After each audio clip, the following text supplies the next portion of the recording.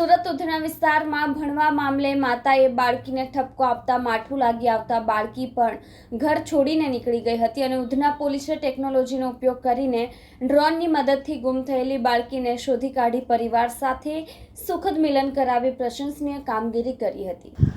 ભણવા બાબતે માતાએ આપેલા ઠપકાથી નારાજ થઈ ઘર છોડી ગયેલા 8 વર્ષીય બાળકીને પોલીસે ડ્રોન ઉડાડી વિજયાનગર શાક માર્કેટમાંથી શોધી હતી। Udhna police inspector SN Desai સમક્ષ દંપતી આવ્યું હતું।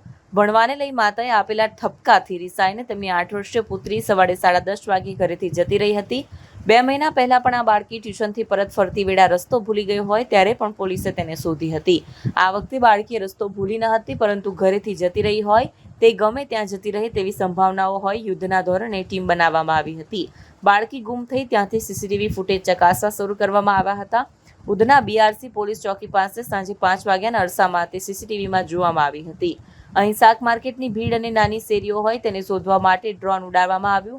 ડ્રોનમાં આ બાળકી વિજયાનગર શાક માર્કેટમાં દેખાઈ આવી હતી। બાળકીએ જે કપડાં પહેર્યા હતા તેવા કપડાં પહેરેલી એક બાળકી શાક માર્કેટમાં ફરતી દેખાતા ડ્રોન કેમેરા અહીં ફોકસ કર્યો હતો। તે સાથે જ પોલીસની એક ટીમ શાક માર્કેટમાં પ્રવેશી હતી અને તેને શોધી લઈ બહાર લઈ આવી હતી।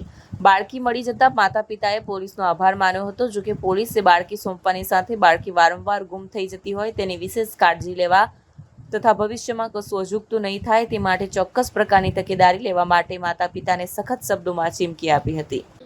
पुलिस का काम सिर्फ लॉ एंड ऑर्डर मेंटेन करना नहीं है, उसके साथ साथ सोशल पुलिसिंग भी पुलिस का एक बहुत बड़ा रोल है। हम उस पर भी काम कर रहे हैं। जैसे मैंने बताया वैसे ड्रोन कैमरा का यूज़ हम लोग एक्यूज़ की मूवमेंट, एक्यूज़ को वेरिफिकेशन चेक करने के लिए तो करते ही हैं। साथ में जैसे उधना पुलिस स्टेशन में रेलवे स्टेशन पर भीड़ भाड़ काफ़ी बढ़ गई है, मूवमेंट काफ़ी बढ़ गई है, तो ट्रैफिक मैनेजमेंट के लिए, ट्रैफिक क्लियरेंस के लिए हम लोग यूज़ कर रहे हैं।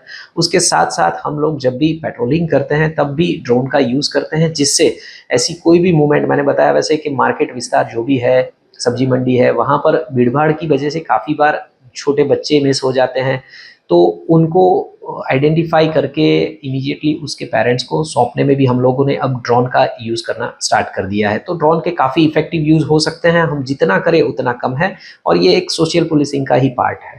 सर, पुलिस द्वारा सीसीटीवी कितने चेक किए गए थे, बच्ची का रूट कैसे तय किया गया कि इधर ही गई होगी? मैंने बताया वैसे कि बच्ची के घर पर पहुंचकर जितने भी आसपास पॉसिबल एग्जिट के रूट थे, सारे रूट्स पर अलग अलग टीमों को भेजा गया।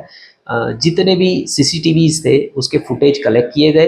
ऑलमोस्ट 80 से 90 कैमरास चेक करने के बाद उसका जो पॉसिबल रूट था वो डिसाइड करने के बाद वो रूट पर हम लोग ड्रोन कैमरा से आगे बढ़े, सर्वेलेंस किया उससे और बच्ची के कपड़ों को आइडेंटिफाई कर बच्ची को आइडेंटिफाई किया, कंफर्मेशन लिया उसके पेरेंट्स से और फील्ड टीम ने वो बच्ची को ढूंढ कर उसके पेरेंट्स को 90 मिनट में सौंप दिया है।